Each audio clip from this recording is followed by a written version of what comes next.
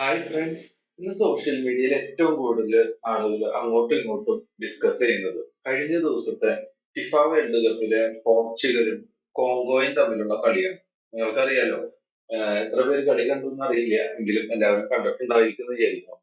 നമുക്ക് ഈ കളി കാണുമ്പോൾ തന്നെ മനസ്സിലാവും എന്ത് പറ്റി നമ്മുടെ റൊണാൾഡോയ്ക്ക്, അല്ലെങ്കിൽ എന്ത് പറ്റി റൊണാൾഡോയും ടീമും തമ്മിലും എന്തെങ്കിലും പ്രശ്നമുണ്ടോ ഒക്കെ നമുക്ക് തോന്നും. വാസ്തവം എന്താണ് എന്നുള്ളത് പലർക്കും കൺഫ്യൂഷൻ ഉണ്ടായിരിക്കും. നമുക്ക് അതിൽ കൂടുതൽ ഡീറ്റെയിൽസിലേക്ക് പോകാം. ക്രിസ്ത്യാനോ റൊണാൾഡോയുടെ കാര്യം വളരെ ദയനീയമാണ്. അയാൾക്ക് കളിയിൽ മറ്റു 10 പേരുമായി യാതൊരു ബന്ധവുമില്ല. Totally disconnected. വിങ്ങിൽ നിന്നോ മിഡ്ഫീൽഡിൽ നിന്നോ ഒരു പന്ത് പോലും സ്വീകരിച്ച് കളിയുടെ ഭാഗമാകാനായിട്ട് അയാൾക്ക് കഴിഞ്ഞിട്ടില്ല.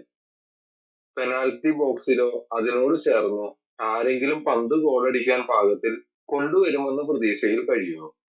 ഒരിക്കൽ പോലും നല്ലൊരു സ്പേസിൽ കൃത്യമായ ഒരു പൊസിഷനിൽ നിൽക്കുന്നത് പോലും കണ്ടില്ല. നമ്പർ 9 പൊസിഷൻ കളിക്കുന്ന ആൾക്ക് അറ്റ്ലീസ്റ്റ് ടാപ്പ് ഇൻ ചെയ്യാനെങ്കിലുമുള്ള പൊസിഷനുകളിൽ നിൽക്കണ്ടേ. കിട്ടിയ രണ്ടെണ്ണം കളയുകയും ചെയ്തു. റൊണാൾഡോയെ ആ ടീമിലെ ഒരാൾക്കും ട്രസ്റ്റ് ഉണ്ടെന്ന് തോന്നുന്നില്ല. മിഡ്ഫീൽഡിൽ നിന്ന് കൃത്യമായ മുന്നേറ്റങ്ങൾ ഉണ്ടായതുമില്ല. കോങ്കോ ഒടുക്കത്തെ കളി, super defence, super counter attack. എന്തോ ഭാഗ്യത്തിന് അണ്ണന്റെ ടീം തോൽക്കാതെ രക്ഷപ്പെട്ടു.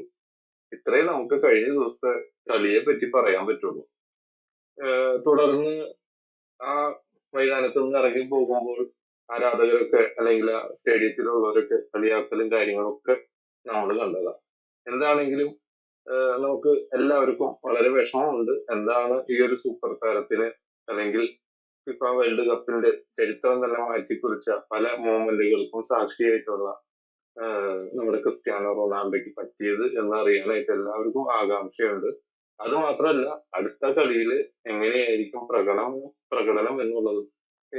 നിങ്ങൾക്ക് എല്ലാവർക്കും അറിയാം, പല ന്യൂസുകളും കേട്ടതുപോലെ ഒരുപക്ഷെ ഈ ഒരു വേൾഡ് കപ്പോട് കൂടി റൊണാൾഡോ ചിലപ്പോൾ വിരമിക്കാൻ സാധ്യതയുണ്ട് എന്ന് ഇതോടൊപ്പം തന്നെ നമുക്ക് മനസ്സിലാക്കാൻ കഴിഞ്ഞത്.